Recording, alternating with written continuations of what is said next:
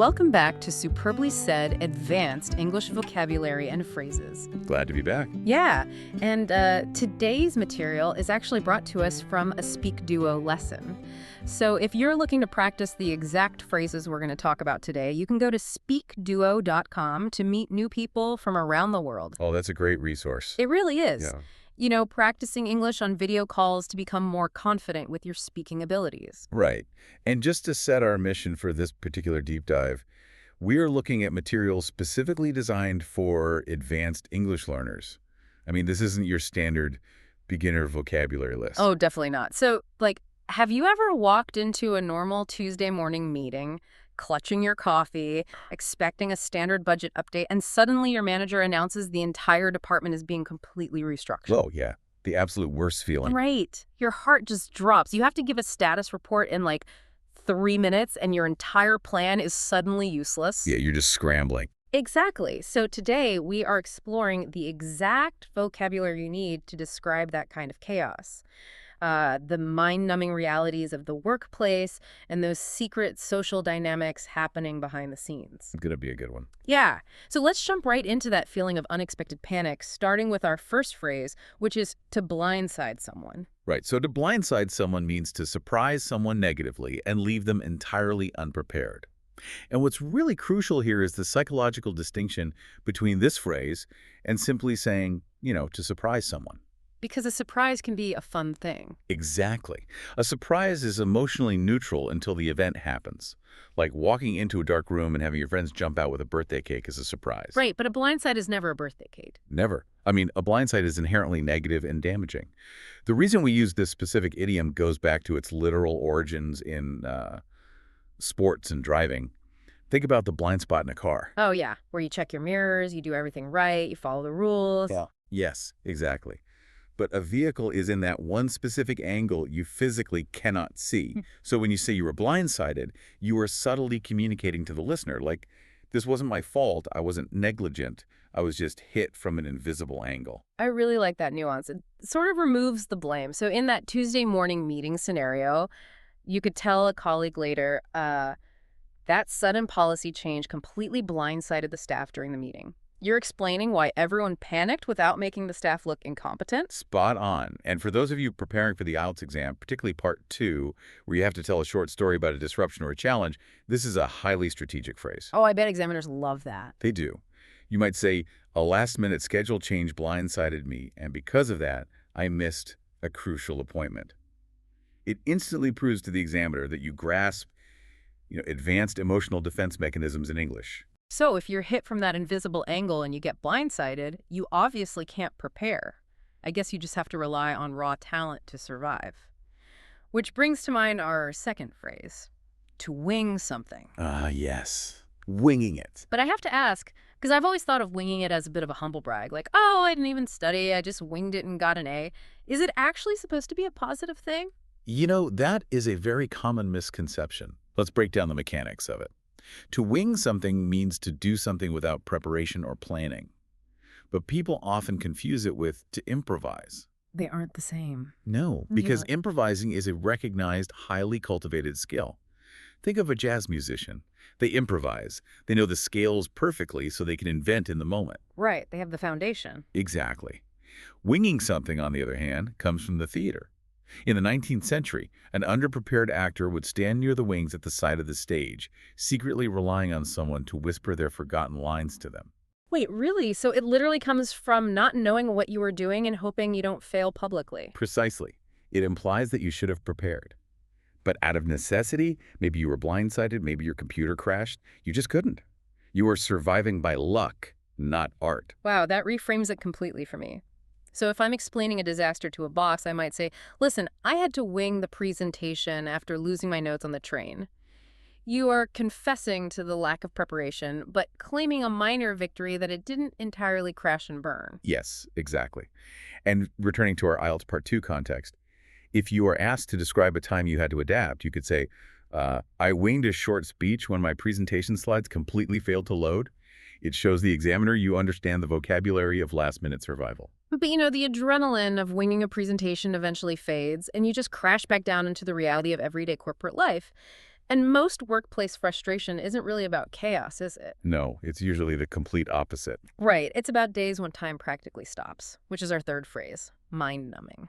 Mind-numbing is such a brilliantly evocative adjective. It means extremely boring or tedious.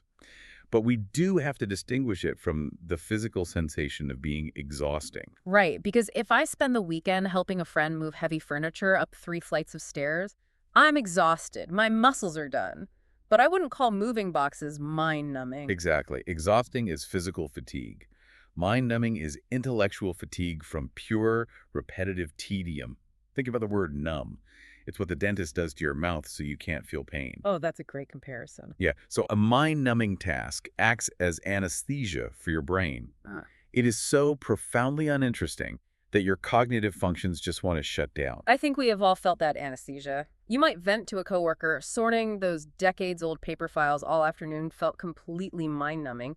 It wasn't heavy lifting, but it just destroyed your will to think. And in an IELTS speaking test, if asked to describe an activity you intensely dislike, do not just say, I think it's boring. Elevate your answer. Yeah, give them something better. Say, filling out long, repetitive government forms is mind-numbing for me. You're painting a vivid physical picture of how that boredom affects your brain. Okay, so we've survived the chaos of being blindsided, and we've endured the mind-numbing boredom.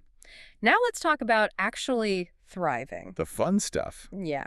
Sometimes you meet someone who doesn't just survive their job, they possess what looks like magic. And that is our fourth phrase, having an uncanny knack for something. This is honestly one of the most expressive idioms we have. It means having a strange, natural ability to do something very well. I have a colleague who can look at a massive, messy spreadsheet and instantly point out the one cell with a broken formula. I always just call that a really good skill, but you're saying a knack is different. Yes, because a skill is earned.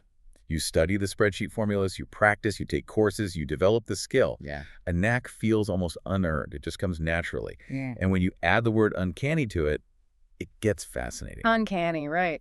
The root of uncanny means something beyond ordinary human knowledge, bordering on the supernatural. So an uncanny knack is basically a bizarre superpower. That makes perfect sense. They didn't study flashcards to learn it. So I could say, she has an uncanny knack for remembering small, specific details about clients. Like, her brain just mysteriously absorbs the fact that your favorite color is green and your dog's name is Buster. Perfectly said. And for an IELTS Part 2 response about your own personal traits, you might say, I have an uncanny knack for finding good deals while shopping.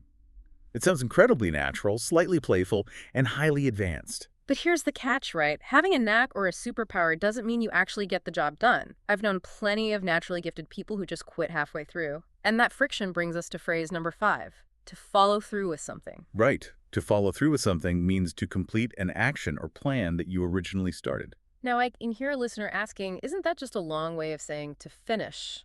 It is related, sure, but the mechanical origin of the phrase shows us the difference.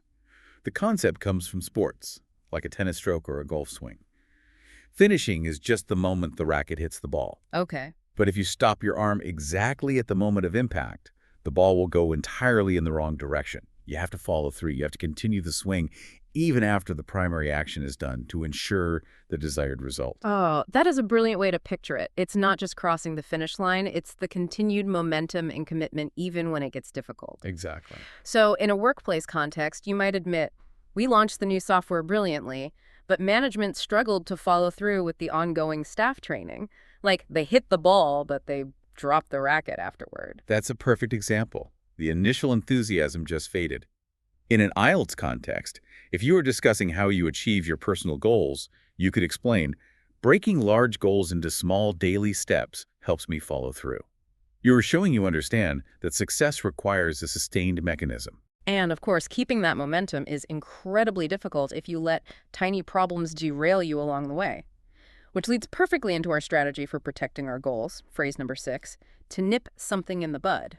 To nip something in the bud means to stop a problem early, before it has the chance to grow into a much larger issue. This has to be a gardening metaphor. I mean, it sounds like one. It absolutely is. Mm. A bud is the small growth on a plant that eventually turns into a flower or a leaf. If a late frost nips the bud, it destroys it completely, and the flower never blooms. Right. And why do we use this instead of just saying solve the problem? because you can solve a problem when the house is already burning down. Nipping it in the bud shows purposeful, proactive vision. You saw the tiny seed of a disaster and crushed it before anyone else even noticed it. It's the ultimate sign of good leadership. Like, we nipped the misunderstanding in the bud with a quick 5-minute phone call. If we just let it sit there, it would have bloomed into a month-long passive-aggressive email war. Precisely. And in an IELTS speaking test, if asked how you handle difficulties, saying, I prefer to nip unclear instructions in the bud by asking clarifying questions immediately, well, that demonstrates a highly sophisticated approach to conflict resolution. We've talked a lot about managing tasks and solving problems, but anyone who has ever worked in an office knows that the real challenge isn't the work, it's the people. It's always the people. Let's dive into the secret social dynamics, starting with phrase number 7, to be in cahoots with someone. To be in cahoots with someone means to secretly plan or conspire with another person. It sounds so mischievous, like something out of an old Western movie. Why wouldn't I just say my coworkers are collaborating? Because of the social utility of the phrase. Collaborating is open, professional, and usually positive. If you say people are conspiring, well, it sounds like a literal crime. True, you don't want to accuse them of a crime. Right. Being in cahoots occupies this wonderful middle ground. It implies a secret alignment behind closed doors, but it softens the accusation. It makes the secrecy sound slightly playful. So it's a safe way to call someone out. In the office, you could say, they seem to be in cahoots when arranging the schedule changes. They were definitely whispering in the break room, but you weren't accusing them of treason. Right. Or, for a positive surprise in an IELTS story, you could say, my coworkers were in cahoots to prepare a farewell gift for me. It adds great narrative flavor. But sometimes that secret alignment isn't playful at all. Sometimes there's one person in the room who's treating everyone else like their personal chess pieces. And that brings us to phrase number 8, to pull the strings. To pull the strings means to secretly control a situation, or to heavily influence people behind the scenes. The analogy here is obviously a puppet master. You look at the stage and see the puppets dancing, but someone in the dock is actually doing the work. Exactly. Compare this to managing. A manager stands in the front of the room. The hierarchy is public. The person pulling the strings relies on the illusion of free will. They might not even have the official leadership title, but they control the underlying power dynamics. Every office has one of those people. You sit through an hour-long meeting debating a decision, only to realize, although it wasn't obvious on paper, the senior consultant really pulled the strings behind the merger decision.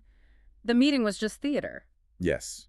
And describing group dynamics for IELTS, you could say, our team lead usually pulls the strings when organizing tasks. It conveys a deep, cynical understanding of how human beings operate. Which begs the question, if you identify the puppet master, or if you just have a truly toxic colleague, how do you handle them without starting a war? Well, you use our final phrase, number 9, to keep someone at arm's length. Okay, keeping someone at arm's length. Yeah, which means to purposely avoid becoming too close or overly friendly with someone. I love the physical geometry of this idiom. You are literally holding your arms straight out. You aren't turning your back on them, but you are establishing a hard physical and emotional perimeter. That is the perfect distinction, because if you ignore someone, you cut off all contact, which creates professional drama. You can't ignore the person you share a desk with. Right, that would be a nightmare. Exactly. Keeping them at arm's length means you still reply to their emails, you still say good morning, but you deploy a strict boundary to prevent vulnerability. You manage the distance. After that massive unfair argument over the project, I kept that person at arm's length for a while. Like, I'll work with you, but I'm not inviting you to grab coffee anymore. An excellent IELTS sample answer explaining personal boundaries could be, I generally keep new acquaintances at arm's length until I know I can truly trust them. It is a highly sophisticated way to express emotional self-defense.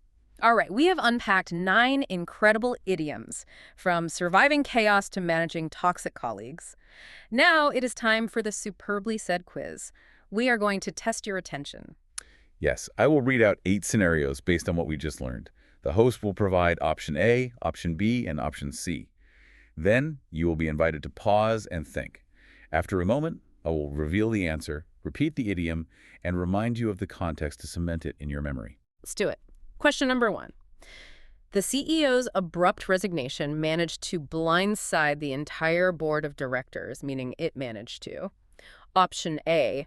overwhelm them with excessive and highly technical financial documents. Hmm. Option B, completely surprise them negatively and leave them entirely unprepared. Or option C, intentionally deceive them by providing heavily manipulated performance metrics. Feel free to pause the podcast here if you need to think about the answer. The correct answer is option B. To blindside someone means to completely surprise them negatively and leave them entirely unprepared. Remember the sports analogy, it's that feeling of getting hit from an invisible angle, just like the staff who are blindsided by a sudden policy change during a normal Tuesday meeting. Great. Question number 2. After hours of continuous data entry, he realized the task was completely mind-numbing, meaning it was. Option A, surprisingly complex and required intense analytical thinking to resolve. Probably not. Option B, physically demanding and caused significant strain on his posture. Or option C, extremely tedious and profoundly boring to complete without breaks. Feel free to pause the podcast here if you need to think about the answer. The answer is option C. If a task is mind-numbing, it is extremely tedious and profoundly boring to complete without breaks. It acts as anesthesia for your intellect, exactly like the feeling of sorting those decades-old paper files we discussed earlier. Moving to question number 3, since she lost her detailed notes on the train, she had to wing the presentation by deciding to. Option A, proceed with the task entirely without preparation or planning. Option B, request a brief extension to adequately rewrite her material. Or option C, delegate the speaking responsibilities to a more experienced colleague. Feel free to pause the podcast here if you need to think about the answer. The correct choice is option A. To wing something means to proceed with the task entirely without preparation or planning, relying on survival instincts rather than practice, much like the speaker who had to wing a short speech because their slides failed to load. Halfway there. Question number 4. The lead detective demonstrated an uncanny knack for solving mysteries, which means she possessed. Option A, a deeply concerning obsession with analyzing unusual and rare phenomena. Option B, a strange and highly natural ability to do something well. Or option C, a strict and methodical approach to evaluating complex forensic evidence. Feel free to pause the podcast here if you need to think about the answer. The answer is option B. Having an uncanny knack for something means possessing a strange and highly natural ability to do something well. It is that almost supernatural superpower we talked about. Very similar to having an uncanny knack for finding incredibly good deals while out shopping. Question number 5. Let's see if you remember the tennis swing.